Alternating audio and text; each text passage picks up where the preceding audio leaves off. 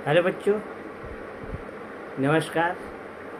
मैं आज पुनः आपके बीच एक नए वीडियो के साथ फिर उपस्थित हुआ हूँ, जिसमें आज मैं कक्षा 8 की महिलाओं की स्थिति में सुधार, कक्षा 8 का एक्सरसाइज 9 में महिलाओं की स्थिति में सुधार के बारे में मैं कुछ बताऊँगा, जिसमें महिलाओं की स्थिति में कौन कौन से सुधार किए, इस सुधार में कौन कौन से व्यक्तियों ने काम किया, इसके बारे में मैं आपको बताऊंगा। इसको ध्यान से समझिएगा, क्योंकि आप लोग को मैंने पढ़ाया है कि भारत में महिलाओं की स्थिति कैसी थी आज से 200 साल पहले। तो बच्चों, आज से करीब 200 वर्ष पहले जो महिलाओं की स्थिति थी, वो लड़कियां स्कूल और कॉलेज में पढ़ती नहीं थी। स्कूल और कॉलेज में पढ़ना एक असाधारण बात था, उसके लिए एक सपना जैसा था।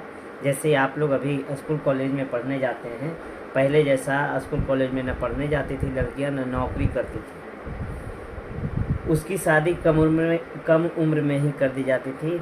उस समय पर्दा प्रथा के कारण उसकी शादी कम उम्र में कर दी जाती थी, जिससे वे सामाजिक और राजनीतिक जीवन में भाग नहीं ले सकती थी। उस समय समाज में बाल विवाह, सती प्रथा, पर्दा प्रथा आदि कुरीतियाँ प्रचलित थी। बाल विवाह का मतलब हो गया कि बच्चे जिसका कम उम्र में शादी हो जाए। सती प्रथा का मतलब हो गया जिसका पति मर जाने के बाद स्त्री जो विधवा हो जाती थी, उनको क्या कि ज़बरदस्ती जिंदा ही जला दिया जाता था। इस प्रथा को कहते हैं सती प्रथा, एक घिनौनी प्रथा थी। अब पर्दा प्रथा यानी स्त्रियों और महिलाओं को पर्दा में रखा जाता है, यानी घर से बाहर नहीं निकलना होता है, वो बाहर का किसी भी काम को नहीं कर सकती थी। इस तरह की प्रथाएं प्रचलित थी हमारे समाज में।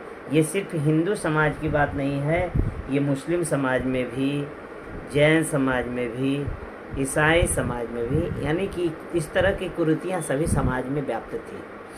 बच्चों, हमारे भारत में धर्म सुधार आंदोलन यानी कि भारतीय पुनर्जागरण का जनक भी इनको कहा जाता है, जिनका नाम है राजा राम मोहन राय।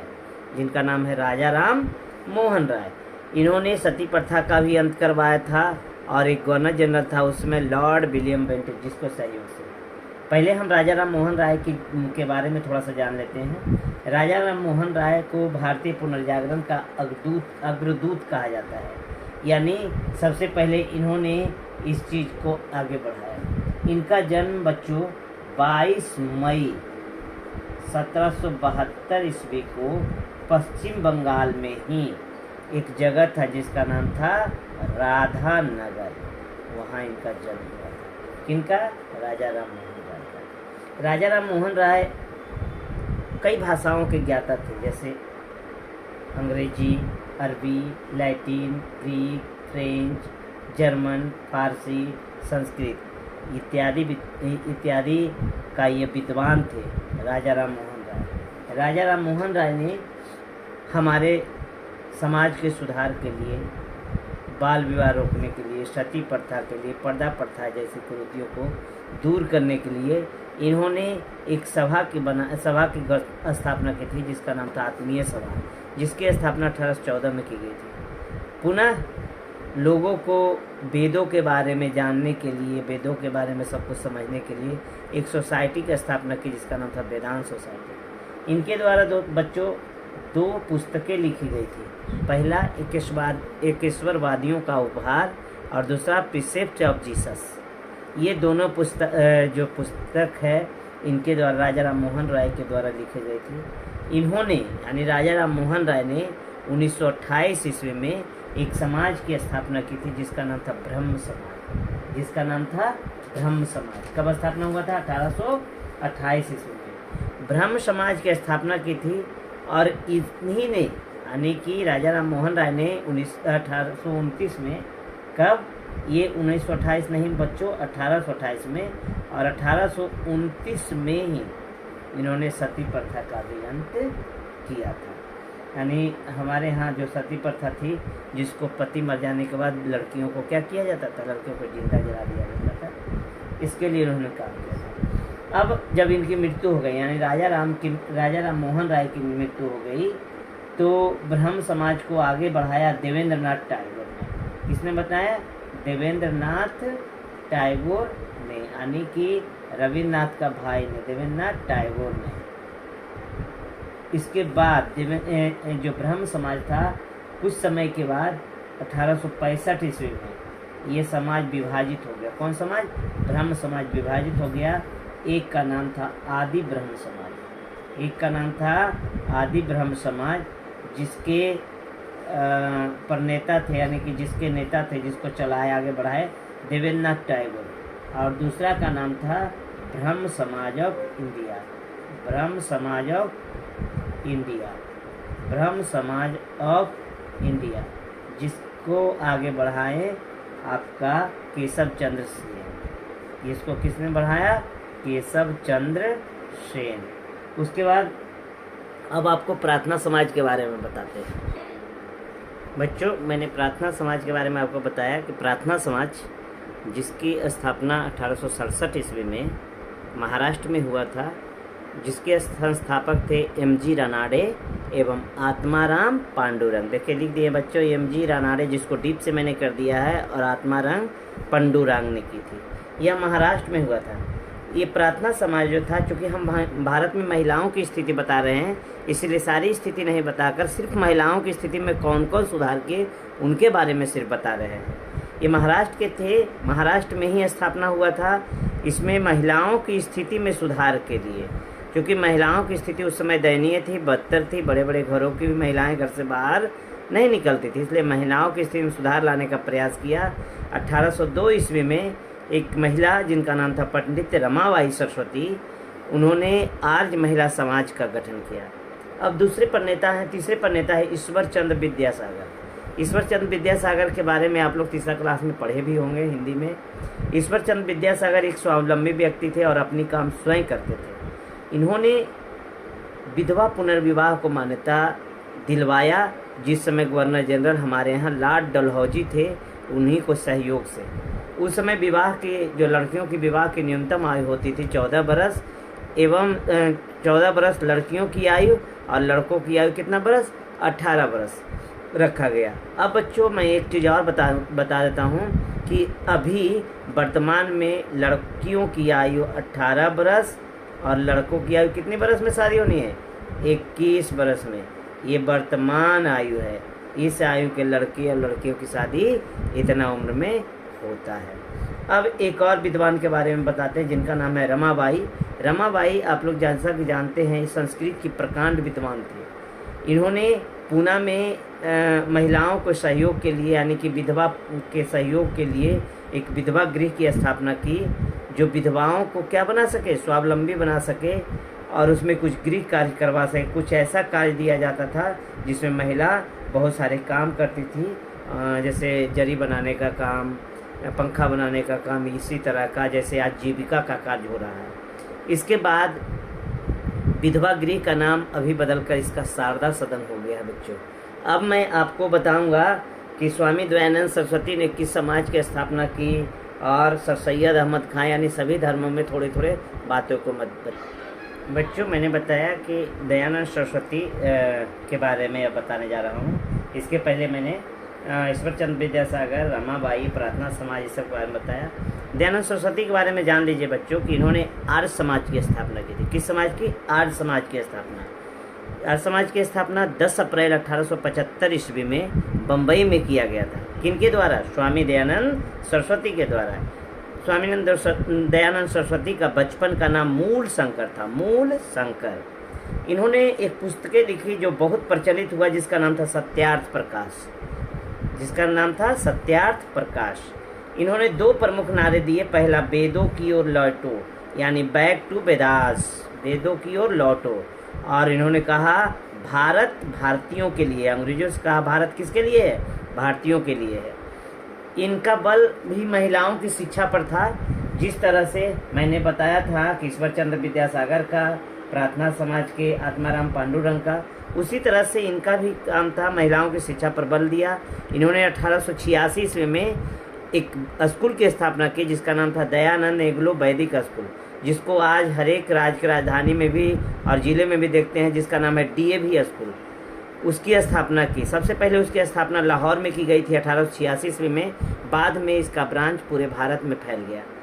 बच्चों सबसे पहले इन्हीं ने ही यानी स्वामी दयानंद सरस्वती ने ही स्वराज शब्द का प्रयोग किया था। सबसे पहले स्वराज शब्द का प्रयोग करने वाला दयानंद सरस्वती थे।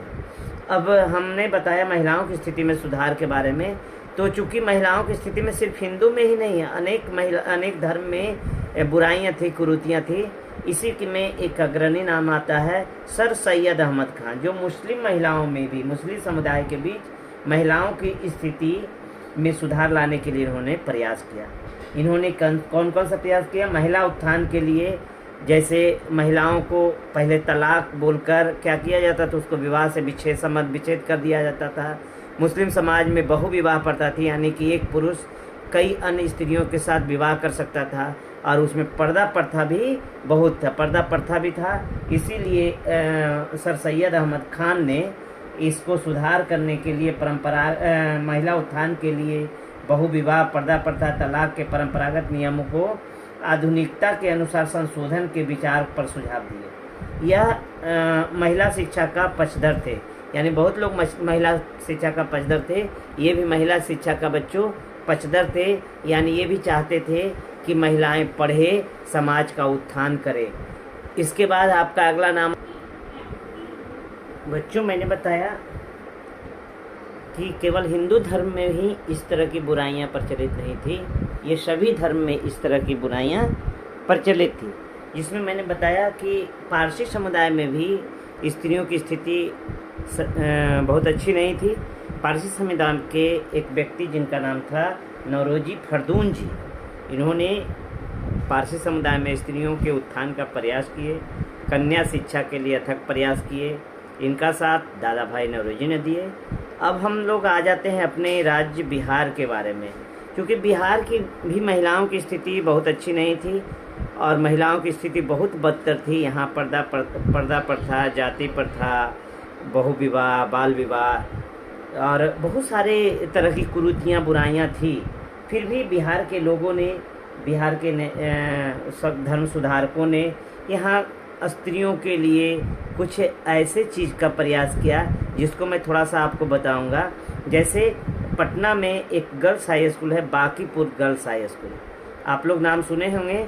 ये पटना का बहुत फेमस हाई स्कूल है, जिसकी स्थापना अघोर कामिनी देवी ने किया था। किसने किया था? अघोर कामिनी देवी। अघोर कामिनी देवी ये पश्चिम बंगाल के मुख्यमंत्री DVC राय की माता थी। ये पश्चिम बंगाल के मुख्यमंत्री DVC राय जी की माता थी। इस बांकीपुर गर्ल्स हाई स्कूल की स्थापना 1867 ईस्वी में क्यों की थी? क्योंकि कन्या का उत्थान करना था। किसका उत्थान करना था? कन्याओं का। जब ये शुरू की थी 1867 ईस्वी में अघोर कामिनी देवी ने, तो उस समय इस स्कूल में मात्र 6 कन्याओं ने यहाँ प्रवेश लिया। उसी तरह से पटना में ही रविंद्र बालिका विद्यालय है। रविंद्र बालिका विद्यालय जिसकी स्थापना 1931 में उनकी थी, रविन्द्रनाथ ठाकुर की बेटी ने किया था। उसी तरह से रामकृष्ण मिशन, जिसका नाम है RSS जिसका कहते हैं, रामकृष्ण मिशन, जिसका संस्थापक रामकृष्ण परमहंस थे। तो रामकृष्ण मिशन स्कूल की स्थापना की थी पटना में, यानी 1922 ईस्वी में 2 जगह स्थापना हुआ था। उस समय झारखंड और बिहार एक था। उस समय 2 जगह, बिहार के पटना में और बिहार के ही देवघर में रामकृष्ण मिशन स्कूल का स्थापना किया, जो आज भी देखने को मिलता है। अब एक और बात समझ लीजिए, चूँकि बहुत सारे महिलाओं के लिए, कन्याओं के लिए एक निषेध अधिनियम बना जिसका नाम था बाल विवाह निषेध अधिनियम, जिसमें कन्याओं को एक उम्र दिया गया, इसी उम्र पर उसकी शादी या उसकी ब्याह होना होता है। ये अधिनियम 1929 ईस्वी में पारित किया था। बच्चों, ये हमेशा क्वेश्चन पूछता है कि बाल विवाह निषेध अधिनियम कब पारित हुआ? 1929 ईस्वी में, जिसमें लड़कियों की उम्र कम से कम 16 बरस और लड़कों की उम्र 18 बरस होनी चाहिए। लड़कियों की उम्र कम से कम 16 बरस और लड़कों की उम्र 18 बरस होनी चाहिए, जो अब बढ़कर लड़कियों की उम्र 18 बरस और लड़कों की उम्र 21 वर्ष हो गया है। बच्चों, मैंने बताया कि बिहार में बहुत सारे सुधार हुए, बहुत सारे स्कूल खुले, जिसमें आपको बताया कि बाल विवाह निषेध अधिनियम भी 1929 में पारित किया गया, जिसमें लड़कियों की उम्र कम से कम 16 बरस एवं लड़कों की उम्र 18 बरस होनी चाहिए, जो है अब 18 साल लड़कियों की है और लड़कों की 21 वर्ष है। दोस्तों बच्चों, बिहार में कुछ योजनाएं क्रियान्वित किया गया, लागू किया गया नीतीश कुमार के द्वारा, जिसके द्वारा महिलाओं का स्थिति में सुधार हुआ, महिलाएं की स्थिति बहुत अच्छी हो गई।